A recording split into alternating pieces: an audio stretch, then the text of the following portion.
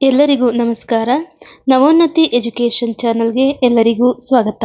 ಪ್ರಸ್ತುತ ಎಲ್ಲರೂ VAO ಮತ್ತು ಶಿಕ್ಷಕರ ನೇಮಕಾತಿಗೆ ಸಂಬಂಧಪಟ್ಟಂತಹ ಪರೀಕ್ಷೆಗಳಿಗೆ ನಿಮ್ಮ ತಯಾರಿಯನ್ನು ನಡೆಸ್ತಾ ಇರ್ತೀರಾ. ಈ ಒಂದು ತಯಾರಿನಲ್ಲಿ PSTRಗೆ ಕೆಲವರು, ಇನ್ನು ಕೆಲವರು GPSTRಗೆ, ಇನ್ನು ಕೆಲವರು HSTR ಪರೀಕ್ಷೆಗಳಿಗೆ ಸಿದ್ಧತೆ ಮಾಡ್ತಾ ಇರ್ತೀರಾ. ಈ 3 ಪೇಪರ್ಗಳಲ್ಲೂ ಕೂಡ ಕಂಪ್ಯೂಟರ್ ವಿಷಯಕ್ಕೆ ಸಂಬಂಧಪಟ್ಟಂತೆ ಪ್ರಶ್ನೆಗಳನ್ನು ಕೇಳ್ತಾರೆ.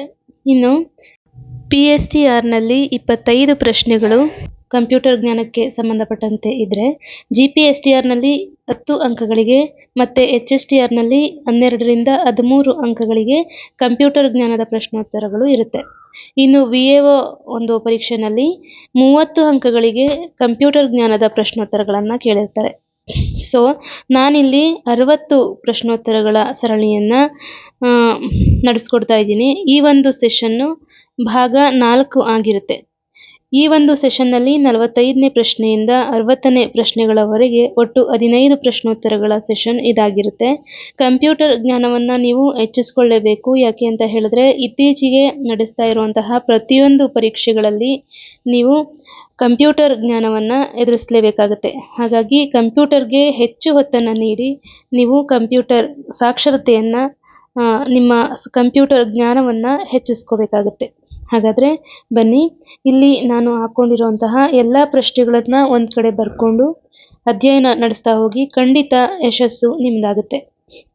ಮತ್ತು ನನ್ನ ಚಾನಲ್ನ ಇನ್ನೂ ಯಾರೆಲ್ಲ ಸಬ್ಸ್ಕ್ರೈಬ್ ಮಾಡಿಲ್ವೋ ಈಗಲೇ ಸಬ್ಸ್ಕ್ರೈಬ್ ಮಾಡಿಕೊಂಡು ನೋಡಿ, ಲೈಕ್ ಮಾಡಿ, ಶೇರ್ ಮಾಡಿ ಅಂತ ಹೇಳ್ತಾ ಇವತ್ತಿನ ಸೆಷನ್ನನ್ನು ಪ್ರಾರಂಭ ಮಾಡೋಣ. ಬನ್ನಿ. ಮೊದಲನೇ ಪ್ರಶ್ನೆ, 46ನೇ ಪ್ರಶ್ನೆ. ಇಂಟರ್ನೆಟ್ನಲ್ಲಿ 2 ಕಂಪ್ಯೂಟರ್ಗಳ ನಡುವೆ ಮಾಹಿತಿ ವಿನಿಮಯಕ್ಕೆ ಬಳಸುವ ನಿಯಮಗಳನ್ನು ಏನೆಂದು ಕರೆಯುತ್ತಾರೆ? ಆಯ್ಕೆಗಳು ಹೀಗಿವೆ: ಪ್ರೋಗ್ರಾಮ್, ಪ್ರೋಟೋಕಾಲ್, ಕಂಪೈಲರ್ ಮತ್ತು ಡ್ರೈವರ್. ಇನ್ನು ಇಂಟರ್ನೆಟ್ನಲ್ಲಿ 2 ಕಂಪ್ಯೂಟರ್ಗಳ ನಡುವೆ ಮಾಹಿತಿ ವಿನಿಮಯಕ್ಕೆ ಬಳಸುವ ನಿಯಮಗಳನ್ನು ಏನಂತ ಕರೀತಾರೆ ಅಂತ ಕೇಳಿದರೆ, ಅದಕ್ಕೆ ಸರಿಯಾದಂತಹ ಉತ್ತರ ಅಂತ ನೋಡೋದಾದರೆ ಆಯ್ಕೆ B, ಪ್ರೋಟೋಕಾಲ್ ಅನ್ನೋದು ಸರಿಯಾದ ಉತ್ತರ.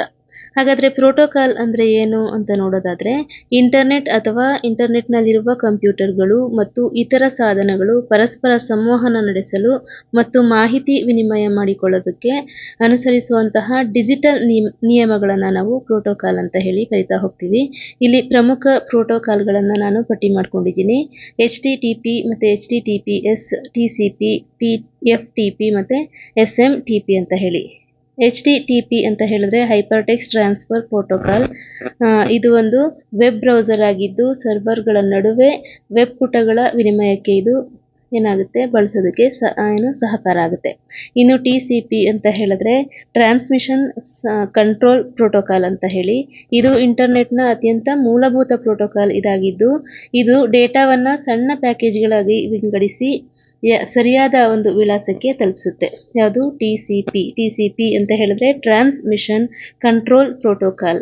ಇಲ್ಲಿರುವಂತಹ ಪ್ರತಿಯೊಂದು ಪ್ರೋಟೋಕಾಲ್ಗಳ ಅಬ್ರಿವೇಷನ್ಸ್ಗಳನ್ನ ಬರೆದಿಟ್ಕೊಳ್ಳಿ. ಯಾಕೆ ಅಂತ ಅಂದರೆ ಕೇಳುವಂತಹ ಚಾನ್ಸಸ್ ಇದೆ. ಹಾಗಾಗಿ HTTP ಅಂತ ಹೇಳಿದ್ರೆ ಹೈಪರ್ ಟೆಕ್ಸ್ಟ್ ಟ್ರಾನ್ಸ್ಫರ್ ಪ್ರೋಟೋಕಾಲ್. ಇನ್ನು HTTPS ಅಂತ ಹೇಳಿದ್ರೆ ಅಲ್ಲಿ ಸೆಕ್ಯೂರ್ ಅನ್ನೋ ಒಂದು ವರ್ಡ್ನ ಆ್ಯಡ್ ಮಾಡಬೇಕಾಗುತ್ತೆ. ಇನ್ನು TCP ಅಂತ ಹೇಳಿದ್ರೆ ಟ್ರಾನ್ಸ್ಮಿಷನ್ ಕಂಟ್ರೋಲ್ ಪ್ರೋಟೋಕಾಲ್. ಇನ್ನು ನೆಕ್ಸ್ಟ್ ಬರೋದು FTP ಅಂತ ಹೇಳಿ. FTP ಅಂತ ಹೇಳಿದ್ರೆ ಫೈಲ್ ಟ್ರಾನ್ಸ್ಫರ್ ಪ್ರೋಟೋಕಾಲ್. ಇದು ಏನು ಅಂತ ಹೇಳಿದ್ರೆ ಇಂಟರ್ನೆಟ್ನಲ್ಲಿ ಒಂದು ಕಂಪ್ಯೂಟರ್ನಿಂದ ಮತ್ತೊಂದು ಕಂಪ್ಯೂಟರ್ಗೆ ಫೈಲ್ಗಳನ್ನು ವರ್ಗಾಯಿಸೋದಕ್ಕೆ ಹೆಲ್ಪ್ ಮಾಡುವಂತಹ ಒಂದು ಪ್ರೋಟೋಕಾಲ್ ಆಗಿರುತ್ತೆ. ಇನ್ನು SMTP ಅಂತ ಹೇಳಿದ್ರೆ ಸಿಂಪಲ್ ಮೇಲ್ ಟ್ರಾನ್ಸ್ಫರ್ ಪ್ರೋಟೋಕಾಲ್. ಇದು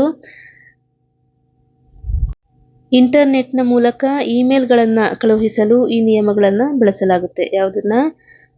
ಸಿಂಪಲ್ ಮೇಲ್ ಟ್ರಾನ್ಸ್ಫರ್ ಪ್ರೋಟೋಕಾಲ್ಗಳನ್ನು ಏನಕ್ಕೆ ಬಳಸ್ತಾರೆ ಅಂತ ಹೇಳಿದ್ರೆ ಇಮೇಲ್ಗಳನ್ನು ಕಳಿಸೋದಕ್ಕೆ ಬಳಸ್ತಾರೆ.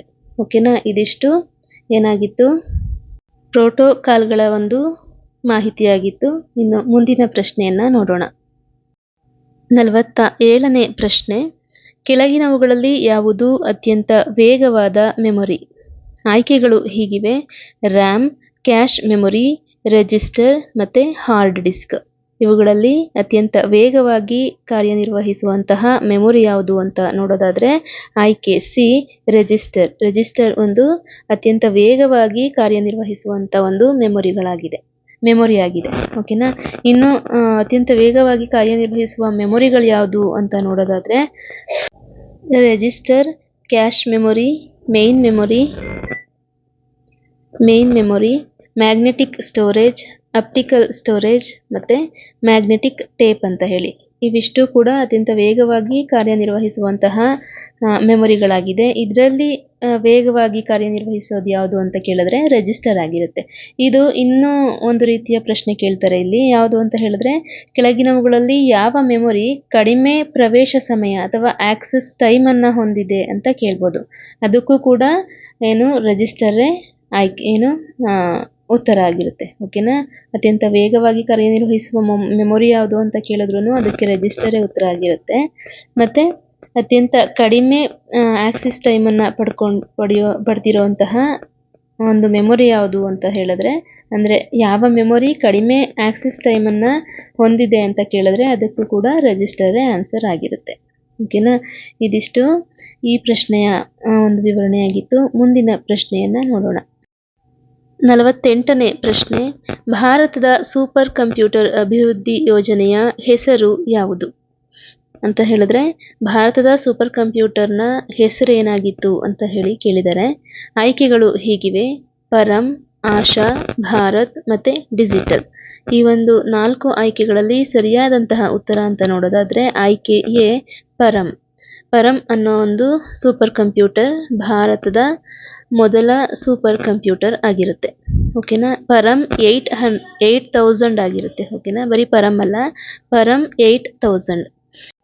ಇನ್ನು ವಿವರಣೆಯನ್ನ ನೋಡೋದಾದ್ರೆ ಭಾರತದ ಮೊದಲ ಸೂಪರ್ ಕಂಪ್ಯೂಟರ್ ಪರಂ 8000 ಇದನ್ನ 1991ರಲ್ಲಿ ಅಭಿವೃದ್ಧಿಪಡಿಸಲಾಯಿತು. ಇದನ್ನು centre for development of advanced computing ಅಂತ ಹೇಳಿದ್ರೆ CDAC ಅನ್ನೋ ಒಂದು ಕಂಪನಿ ಈ ಒಂದು ಪರಂ ಕಂಪ್ಯೂಟರ್ ಅನ್ನ ಅಭಿವೃದ್ಧಿಪಡಿಸುತ್ತೆ. ಓಕೆನಾ. ಇನ್ನು ಈ ಭಾರತದ ಮೊದಲ ಸೂಪರ್ ಕಂಪ್ಯೂಟರ್ ಅನ್ನ ಅಭಿವೃದ್ಧಿಪಡಿಸಿದವರು ಯಾರು ಅಂತ ಕೇಳಿದ್ರೆ ಅದಕ್ಕೆ ಉತ್ತರ ವಿಜಯ್ ಭಟ್ಕರ್ ಅವರು.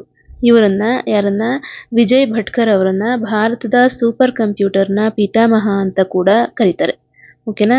ಇದಿಷ್ಟು ಭಾರತದ ಸೂಪರ್ ಕಂಪ್ಯೂಟರ್ನ ಒಂದು ಮಾಹಿತಿಯಾಗಿತ್ತು. ಇನ್ನು ಪ್ರಪಂಚದಲ್ಲೇ ಅತಿ ವೇಗದಲ್ಲಿ ಕಾರ್ಯನಿರ್ವಹಿಸುವ ಸೂಪರ್ ಕಂಪ್ಯೂಟರ್ ಯಾವುದು ಅಂತ ಕೇಳಿದ್ರೆ ಫ್ರಾಂಟಿಯರ್ ಅಂತ ಹೇಳಿ. ಆ ಒಂದು ಫ್ರಾಂಟಿಯರ್ ಯಾವ ದೇಶದ್ದು ಅಂತ ಕೇಳಿದ್ರೆ ಅಮೆರಿಕ ದೇಶದ್ದು. ಓಕೆನಾ. ಇದು ಕೂಡ ಒಂದು ಇಂಪಾರ್ಟೆಂಟ್ ಪ್ರಶ್ನೆ ಆಗಿರುತ್ತೆ. ಸೊ ಇದನ್ನು ಕೂಡ ನೋಡ್ಕೊಳ್ಳಿ. ಪ್ರಪಂಚದಲ್ಲಿ ಅತಿ ವೇಗದಲ್ಲಿ ಕಾರ್ಯನಿರ್ವಹಿಸುವ ಸೂಪರ್ ಕಂಪ್ಯೂಟರ್ ಯಾವುದು ಅಂತ ಕೇಳಿದ್ರೆ ಫ್ರಾಂಟಿಯರ್, ಇದು ಅಮೆರಿಕ ದೇಶದ್ದಾಗಿರುತ್ತೆ. ಓಕೆನಾ. ಮುಂದಿನ ಪ್ರಶ್ನೆಗೆ ಹೋಗೋಣ. 49ನೇ ಪ್ರಶ್ನೆ, ಕೆಳಗಿನವುಗಳಲ್ಲಿ ಯಾವುದು ಆಪರೇಟಿಂಗ್ ಸಿಸ್ಟಮ್? ಆಯ್ಕೆಗಳು ಹೀಗಿವೆ: MS Word, MS Excel, Windows ಮತ್ತೆ ಪವರ್ ಪಾಯಿಂಟ್. ಈ 4 ಆಯ್ಕೆಗಳಲ್ಲಿ ಸರಿಯಾದಂತಹ ಉತ್ತರ ಅಂತ ಹೇಳಿದ್ರೆ ಅದು ಆಯ್ಕೆ ಸಿ ವಿಂಡೋಸ್ ಆಗಿರುತ್ತೆ. ಯಾಕೆ ಅಂತ ಹೇಳಿದ್ರೆ ಈ ವಿಂಡೋಸ್ ಒಂದು ಆಪರೇಟಿಂಗ್ ಸಿಸ್ಟಮ್ ಆಗಿದೆ. ಆದರೆ MS ವರ್ಡ್, MS ಎಕ್ಸೆಲ್ ಮತ್ತೆ ಪವರ್ ಪಾಯಿಂಟ್ ಇವು ಅಪ್ಲಿಕೇಶನ್ ಸಾಫ್ಟ್ವೇರ್ಗಳು ಅಥವಾ ಆ್ಯಪ್ಗಳಾಗಿರುತ್ತೆ. ಓಕೆನಾ. MS Word, MS Excel, MS PowerPoint, PageMaker, WhatsApp ಮತ್ತೆ ಯೂಟ್ಯೂಬ್ ಈ ಥರ ಬರುತ್ತಲ್ಲ, ಇವೆಲ್ಲವೂ ಕೂಡ ಅಪ್ಲಿಕೇಶನ್ ಸಾಫ್ಟ್ವೇರ್ಗಳಾಗಿರುತ್ತೆ, ಅಂದರೆ ಆ್ಯಪ್ಸ್ಗಳಾಗಿರುತ್ತೆ. ಆದರೆ ವಿಂಡೋಸ್ ಅನ್ನೋದು ಒಂದು ಆಪರೇಟಿಂಗ್ ಸಿಸ್ಟಮ್ ಆಗಿರುತ್ತೆ. ಈ ಆಪರೇಟಿಂಗ್ ಸಿಸ್ಟಮ್ ಏನು ಮಾಡುತ್ತೆ ಅಂತ ಹೇಳಿದ್ರೆ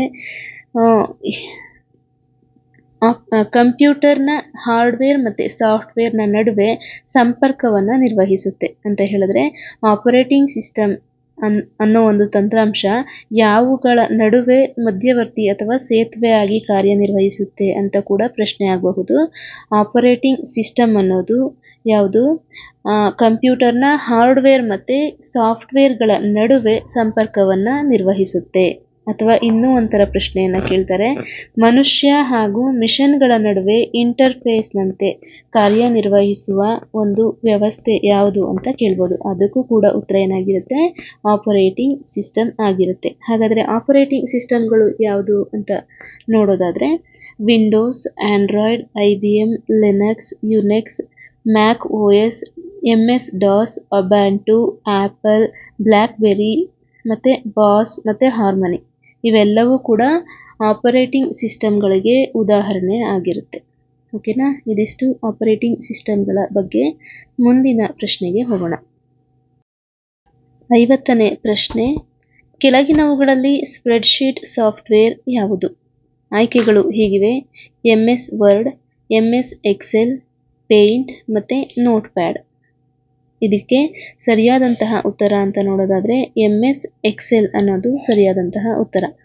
ಈ ಸ್ಪ್ರೆಡ್ಶೀಟನ್ನು ನಾವೆಲ್ಲಿ ನೋಡ್ಬೋದು ಅಂತ ಹೇಳಿದ್ರೆ ಅದು MS ಎಕ್ಸೆಲ್ನಲ್ಲಿ. MS ಎಕ್ಸೆಲ್ನ ಓಪನ್ ಮಾಡಿದಾಗ ಅಲ್ಲಿ ಬರುವಂತಹ ಮಾನಿಟರ್ನ ಮೇಲೆ ಕಾಣಿಸುವಂತಹ ಒಂದು ಶೀಟ್ಗೆ ನಾವು ಸ್ಪ್ರೆಡ್ಶೀಟ್ ಅಥವಾ ಎಲೆಕ್ಟ್ರಾನಿಕ್ ಸ್ಪ್ರೆಡ್ಶೀಟ್ ಅಂತ ಹೇಳಿ ಕರಿತಾ ಹೋಗ್ತೀವಿ. ಯಾವುದು? MS ಎಕ್ಸೆಲ್ನಲ್ಲಿ. ಓಕೆನಾ. ಇನ್ನು MS ಎಕ್ಸೆಲ್ನ ಬಗ್ಗೆ ತಿಳ್ಕೊಳ್ಳೋದಾದರೆ ಇದು ಒಂದು ಲೆಕ್ಕಾಚಾರ ಮಾಡಲಿಕ್ಕೆ ಅಂದರೆ ಕ್ಯಾಲ್ಕುಲೇಷನ್ ಮಾಡಲಿಕ್ಕೆ ಯೂಸ್ ಮಾಡುವಂತಹ ಒಂದು ಸಾಫ್ಟ್ವೇರ್ ಆಗಿರುತ್ತೆ. ಇನ್ನು ಚಾರ್ಟ್ಗಳು, ಡೇಟಾ ವಿಶ್ಲೇಷಣೆ ಮತ್ತು ಫಾರ್ಮುಲಾಗಳು ಮತ್ತು ಪಟ್ಟಿಗಳನ್ನು ರೆಡಿ ಮಾಡೋದಕ್ಕೆ ಈ ಒಂದು MS ಎಕ್ಸೆಲ್ನ ನಾವು ಯೂಸ್ ಮಾಡ್ಕೋಬಹುದು. ಇನ್ನು ಮುಂದಿನ ಪ್ರಶ್ನೆಯು ಕೂಡ MS ಎಕ್ಸೆಲ್ಗೆ ಸಂಬಂಧಪಟ್ಟಂತಹ ಪ್ರಶ್ನೆಯಾಗಿದೆ. ಅಲ್ಲಿ ಈ MS ಎಕ್ಸೆಲ್ನ ಬಗ್ಗೆ ಇನ್ನಷ್ಟು ವಿವರಣೆಯನ್ನು ತಿಳ್ಕೊಳ್ತಾ ಹೋಗೋಣ. ಬನ್ನಿ ಮುಂದಿನ ಪ್ರಶ್ನೆಯನ್ನು ನೋಡೋಣ. 51ನೇ ಪ್ರಶ್ನೆ, XLSX ಎನ್ನುವುದು ಯಾವುದರ ಫೈಲ್ ವಿಸ್ತರಣೆ ಆಗಿದೆ? ಆಯ್ಕೆಗಳು ಹೀಗಿವೆ: MS Word, MS Excel, MS Access ಮತ್ತು ಪೇಂಟ್. ಈ ಒಂದು ಪ್ರಶ್ನೆಗೆ ಸರಿಯಾದಂತಹ ಉತ್ತರ ಅಂತ ಹೇಳಿದ್ರೆ MS ಎಕ್ಸೆಲ್ ಆಗಿರುತ್ತೆ. ಓಕೆನಾ. ಇನ್ನು ವಿವರಣೆ ನೋಡೋದಾದರೆ MS ಎಕ್ಸೆಲ್ನ ಒಂದು ಫೈಲ್ ಎಕ್ಸ್ಟೆನ್ಷನ್ ಏನಾಗಿರುತ್ತೆ ಅಂತ ಕೇಳಿದ್ರೆ ಅದು XLSX ಆಗಿರುತ್ತೆ. ಓಕೆನಾ. ಇನ್ನು MS ವರ್ಡ್ನ ಒಂದು ಫೈಲ್ ಎಕ್ಸ್ಟೆನ್ಷನ್ ಏನಾಗಿರುತ್ತೆ ಅಂತ ಕೇಳಿದ್ರೆ DocX ಆಗಿರುತ್ತೆ. MS ಪವರ್ ಪಾಯಿಂಟ್ನ ಒಂದು ಫೈಲ್ ಎಕ್ಸ್ಟೆನ್ಷನ್ ಏನಾಗಿರುತ್ತೆ ಅಂತ ಕೇಳಿದ್ರೆ PPTX ಆಗಿರುತ್ತೆ. ಇದಿಷ್ಟು ಈ ಪ್ರಶ್ನೆಯ ವಿವರಣೆ. ಇನ್ನು ಹೆಚ್ಚಿನ ಮಾಹಿತಿಗಾಗಿ ನೀವು ನನ್ನ ಹಳೆಯ ಒಂದು ವಿಡಿಯೋಗಳನ್ನು ನೋಡಬಹುದಾಗಿದೆ. ಅಲ್ಲಿ MS ಎಕ್ಸೆಲ್ನ ಬಗ್ಗೆ ಸಂಪೂರ್ಣ ವಿವರಣೆಯನ್ನು ನೀಡಿರ್ತೇನೆ. ಓಕೆನಾ. ಮುಂದಿನ ಪ್ರಶ್ನೆಗೆ ಹೋಗೋಣ. 52ನೇ ಪ್ರಶ್ನೆ, ಕಂಪ್ಯೂಟರ್ನ ಕಾರ್ಯಕ್ಷಮತೆಯನ್ನು ಹೆಚ್ಚಿಸಲು ಬಳಸುವ ಅತ್ಯಂತ ವೇಗದ ಮೆಮೊರಿ ಯಾವುದು? ಆಯ್ಕೆಗಳು ಹೀಗಿವೆ: ROM, cache memory, DVD, pen drive. ಈ ಒಂದು ಪ್ರಶ್ನೆಗೆ ಸರಿಯಾದಂತಹ ಉತ್ತರ ಅಂತ ಹೇಳಿದ್ರೆ ಕ್ಯಾಶ್ ಮೆಮೊರಿ. ಓಕೆನಾ. ವಿವರಣೆಯನ್ನು ನೋಡೋಣ. ಕ್ಯಾಶ್ ಮೆಮೊರಿ CPU ಮತ್ತು ರ್ಯಾಮ್ಗಳ ನಡುವೆ ಅತ್ಯಂತ ವೇಗದ ಮೆಮೊರಿಯಾಗಿದ್ದು ಹೆಚ್ಚಾಗಿ ಬಳಸುವ ಡೇಟಾವನ್ನು ತಾತ್ಕಾಲಿಕವಾಗಿ ಸಂಗ್ರಹಿಸಿ CPUಗೆ ಶೀಘ್ರವಾಗಿ ಒದಗಿಸುತ್ತದೆ. ಇದರಿಂದ ಕಂಪ್ಯೂಟರ್ನ ಕಾರ್ಯಕ್ಷಮತೆ ಹೆಚ್ಚುತ್ತದೆ. ಇನ್ನು ಕ್ಯಾಶ್ ಮೆಮೊರಿ ಎಲ್ಲಿ ಕಂಡುಬರುತ್ತದೆ ಅಂತ ಒಂದು ಪ್ರಶ್ನೆ ಆಗಬಹುದು. ಇದಕ್ಕೆ ಉತ್ತರ ರ್ಯಾಮ್ ಮತ್ತು CPUನ ನಡುವೆ ಅಥವಾ ಪ್ರೈಮರಿ ಮೆಮೊರಿ, ಮೇನ್ ಮೆಮೊರಿ ಮತ್ತು CPUನ ನಡುವೆ ಏನು ಕಂಡುಬರುತ್ತೆ? ಕ್ಯಾಶ್ ಮೆಮೊರಿ ಒಂದು ಕಂಡುಬರುತ್ತೆ. ಇದು ಒಂದು ಅತಿ ಸ್ಪೀಡಾಗಿ ಕಾರ್ಯನಿರ್ವಹಿಸುವಂತಹ ಒಂದು ಮೆಮೊರಿ ಆಗಿದ್ದು ಇದು ರ್ಯಾಮ್ ಮತ್ತು CPUಗಳ ನಡುವೆ ಕಂಡುಬರುವಂತಹ ಒಂದು ಮೆಮೊರಿ ಆಗಿರುತ್ತೆ. ಓಕೆನಾ. ಇದಿಷ್ಟು ಈ ಪ್ರಶ್ನೆ. ಮುಂದಿನ ಪ್ರಶ್ನೆಯನ್ನು ನೋಡೋಣ. 53ನೇ ಪ್ರಶ್ನೆ, GUIನ ಪೂರ್ಣ ರೂಪ ಯಾವುದು? ಆಯ್ಕೆಗಳು ಹೀಗಿವೆ: graphical user interface, general user interface, graphic utility interface, global user internet. ಇದಕ್ಕೆ ಸರಿಯಾದಂತಹ ಉತ್ತರ ಅಂತ ನೋಡೋದಾದರೆ ಗ್ರಾಫಿಕಲ್ ಯೂಸರ್ ಇಂಟರ್ಫೇಸ್. ಇನ್ನು ವಿವರಣೆಯನ್ನು ನೋಡೋದಾದರೆ GUI ಗ್ರಾಫಿಕಲ್ ಯೂಸರ್ ಇಂಟರ್ಫೇಸ್ ಎಂದರೆ ಐಕಾನ್ಗಳು, ಮೆನುಗಳು, ಬಟನ್ಗಳು ಮತ್ತು ವಿಂಡೋಸ್ಗಳ ಮೇಲೆ ಕಂಪ್ಯೂಟರನ್ನು ಸುಲಭವಾಗಿ ಬಳಸಲು ಸಹಾಯ ಮಾಡುವ ದೃಶ್ಯಾಧಾರಿತ ಬಳಕೆದಾರ ಸಂಪರ್ಕ ವ್ಯವಸ್ಥೆಯಾಗಿದೆ. ಹೆಸರೇ ಸೂಚಿಸುವಂತೆ ಇದು ಗ್ರಾಫಿಕಲ್ ಯೂಸರ್ ಇಂಟರ್ಫೇಸ್ ಅನ್ನೋದು ಒಂದು ದೃಶ್ಯಾಧಾರಿತ ಬಳಕೆಯ ಒಂದು ಸಂಪರ್ಕ ವ್ಯವಸ್ಥೆಯಾಗಿದೆ ಅಂತ ಹೇಳಿದ್ರೆ ಈಗ ನಾವು ಯೂಸ್ ಮಾಡ್ತಾ ಇರುವಂತಹ ವಿಂಡೋಸ್ನ ವರ್ಷನ್ಗಳೆಲ್ಲವೂ ಕೂಡ ಗ್ರಾಫಿಕಲ್ ಯೂಸರ್ ಇಂಟರ್ಫೇಸ್ನ ಆಧಾರದ ಮೇಲೆ ಕಾರ್ಯವನ್ನು ನಿರ್ವಹಿಸ್ತಾ ಇರೋದು. ಈ ಹಿಂದೆ CUI ಅನ್ನೋ ಒಂದು ಕ್ಯಾರೆಕ್ಟರ್ ಯೂಸರ್ ಇಂಟರ್ಫೇಸ್ ಅನ್ನೋ ಒಂದು ಅಕ್ಷರಗಳ ಆಧಾರಿತ ಒಂದು ಸಂಪರ್ಕ ವ್ಯವಸ್ಥೆ ಇತ್ತು. ಆದರೆ ಇತ್ತೀಚಿನ ವಿಂಡೋಸ್ಗಳಲ್ಲಿ ನಾವು GUIನ ಕಾಣಬಹುದಾಗಿದೆ. ಇದು ಕಂಪ್ಯೂಟರನ್ನು ಸುಲಭವಾಗಿ ಬಳಸೋದಕ್ಕೆ ಸಹಾಯವನ್ನು ಮಾಡುತ್ತೆ. ಓಕೆನಾ, ಇದಿಷ್ಟು GUIನ ಒಂದು ಮಾಹಿತಿಯಾಗಿತ್ತು. ಮುಂದಿನ ಪ್ರಶ್ನೆಯನ್ನು ನೋಡೋಣ. ಮುಂದಿನ ಪ್ರಶ್ನೆ 54ನೇ ಪ್ರಶ್ನೆ. ಕೆಳಗಿನ ಯಾವುದು ಕಂಪ್ಯೂಟರ್ ಭಾಷೆ ಆಗಿದೆ? ಅಂದರೆ ಪ್ರೋಗ್ರಾಮಿಂಗ್ ಲ್ಯಾಂಗ್ವೇಜ್ ಯಾವುದು ಅಂತ ಕೇಳಿದರೆ ಆಯ್ಕೆಗಳನ್ನು ನೋಡೋಣ. HTML, ಪೈಥಾನ್, ವಿಂಡೋಸ್ ಮತ್ತು ಲಿನಕ್ಸ್. ಇಲ್ಲಿ ಕೊಟ್ಟಿರುವಂತಹ 4 ಆಯ್ಕೆಗಳಲ್ಲಿ ಈ ಪ್ರೋಗ್ರಾಮಿಂಗ್ ಲ್ಯಾಂಗ್ವೇಜ್ ಯಾವುದು ಅಂತ ಕೇಳಿದರೆ ಆಯ್ಕೆ ಬಿ ಪೈಥಾನ್. ಇದು ಒಂದು ಹೈ ಲೆವೆಲ್ ಪ್ರೋಗ್ರಾಮಿಂಗ್ ಲ್ಯಾಂಗ್ವೇಜ್ ಆಗಿದೆ. ಇನ್ನು ವಿವರಣೆಯನ್ನು ನೋಡೋಣ. ಪೈಥಾನ್ ಒಂದು ಜನಪ್ರಿಯ ಹೈ ಲೆವೆಲ್ ಪ್ರೋಗ್ರಾಮಿಂಗ್ ಲ್ಯಾಂಗ್ವೇಜ್ ಆಗಿದೆ. ಇದನ್ನು artificial intelligence, data science, web development ಹಾಗೂ ಆಟೋಮೇಷನ್ ಕ್ಷೇತ್ರಗಳಲ್ಲಿ ವ್ಯಾಪಕವಾಗಿ ಬಳಸಲಾಗುತ್ತದೆ. ಓಕೆನಾ, ಇದು ಪೈಥಾನ್ ಅನ್ನೋದು ಒಂದು ಹೈ ಲೆವೆಲ್ ಪ್ರೋಗ್ರಾಮಿಂಗ್ ಲ್ಯಾಂಗ್ವೇಜ್ ಆಗಿದ್ದು ಇದನ್ನು ಹಲವಾರು ಕ್ಷೇತ್ರಗಳಲ್ಲಿ ಬಳಸ್ತಾರೆ ಅನ್ನೋದು ಗೊತ್ತಾಯಿತು.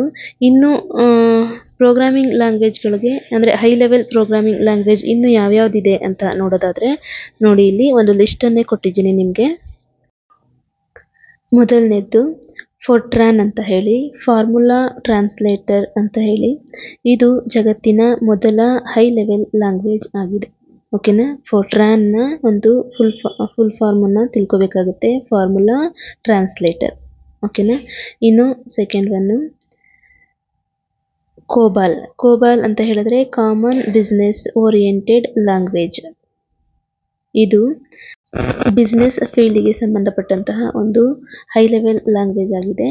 ಇನ್ನು ನೆಕ್ಸ್ಟ್ ಬೇಸಿಕ್ ಅಂತ ಹೇಳಿದ್ರೆ beginners all purpose symbolic instruction code ಅಂತ ಹೇಳಿ.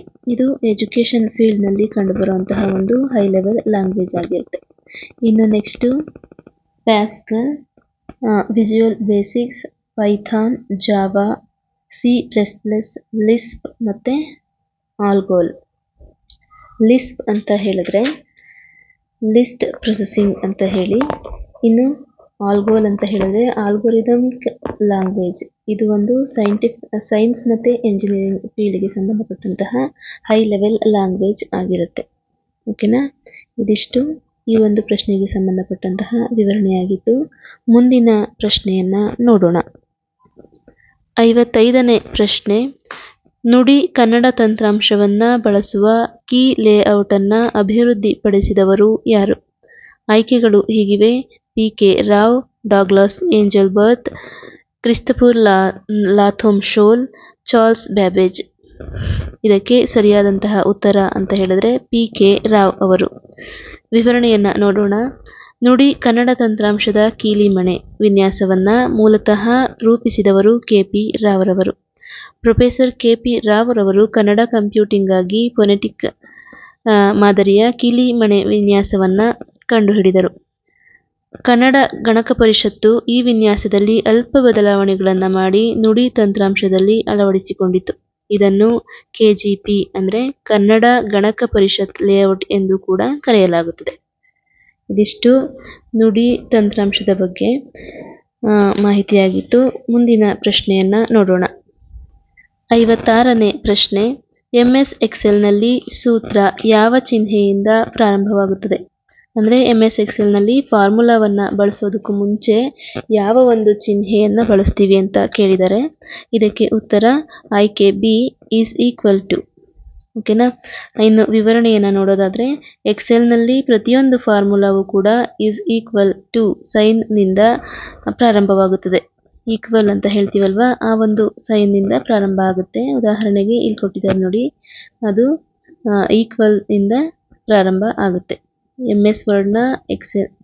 MS ಎಕ್ಸೆಲ್ನಲ್ಲಿ ಪ್ರತಿ ಫಾರ್ಮುಲಾಗಳು ಕೂಡ =, ಒಂದು ಸಿಂಬಲ್ನಿಂದ ಪ್ರಾರಂಭ ಆಗುತ್ತೆ. ಓಕೆನಾ, ಮುಂದಿನ ಪ್ರಶ್ನೆ 57ನೇ ಪ್ರಶ್ನೆ.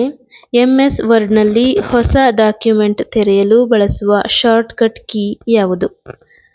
ಆಯ್ಕೆಗಳು ಹೀಗಿವೆ. Ctrl+S, Ctrl+O, Ctrl+New ಮತ್ತು Ctrl+P. ಇದಕ್ಕೆ ಸರಿಯಾದಂತಹ ಉತ್ತರ Ctrl+New. ಅಂದರೆ MS ವರ್ಡ್ನಲ್ಲಿ ಹೊಸ ಡಾಕ್ಯುಮೆಂಟ್ ನ್ಯೂ ಡಾಕ್ಯುಮೆಂಟ್ನ ಓಪನ್ ಮಾಡಬೇಕು ಅಂತ ಹೇಳಿದಾಗ ಕಂಟ್ರೋಲ್+N ಅನ್ನೋ ಒಂದು ಶಾರ್ಟ್ಕಟ್ ಕೀನ ಯೂಸ್ ಮಾಡಬೇಕಾಗುತ್ತೆ. ಇಲ್ಲಿ ಕೆಲವೊಂದು ಶಾರ್ಟ್ಕಟ್ ಕೀನ ಕೊಟ್ಟಿದ್ದೀನಿ ನೋಡಿ.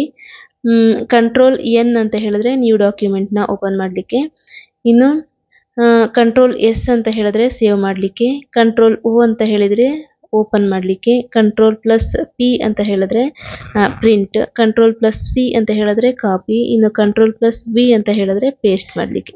ಇದಿಷ್ಟು ಶಾರ್ಟ್ಕಟ್ ಕೀಸ್ಗಳನ್ನ ನೋಟ್ ಮಾಡಿಕೊಂಡು ಬೈಹಾರ್ಟ್ ಮಾಡ್ಕೊಳ್ತಾ ಹೋಗಿ.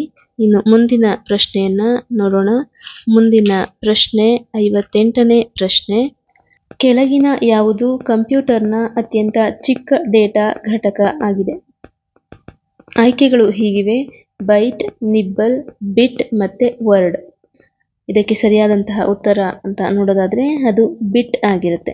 ಇನ್ನು ವಿವರಣೆಯನ್ನ ನೋಡೋದಾದ್ರೆ ಬಿಟ್ ಬೈನರಿ ಡಿಜಿಟ್ ಅಂತ ಹೇಳಿ ಕರಿತೀವಿ. ಕಂಪ್ಯೂಟರ್ನಲ್ಲಿ ಮಾಹಿತಿಯನ್ನ ಸೂಚಿಸುವ ಅತ್ಯಂತ ಚಿಕ್ಕ ಘಟಕ ಇದಾಗಿದೆ. ಯಾವುದು? ಬಿಟ್ ಅನ್ನೋದು. ಇನ್ನು ಬಿಟ್ ಕೇವಲ 0 ಮತ್ತು 1 ಎಂಬ ಎರಡು ಮೌಲ್ಯಗಳನ್ನು ಮಾತ್ರ ಹೊಂದಿರುತ್ತದೆ. ಒಂದು ಬಿಟ್ ಅಂತ ಹೇಳಿದ್ರೆ 0 ಮತ್ತೆ 1 ಅನ್ನೋ ಒಂದು ಎರಡು ಅಂಕೆಗಳನ್ನು ಮಾತ್ರ ಇದು ಹೊಂದಿರುತ್ತೆ.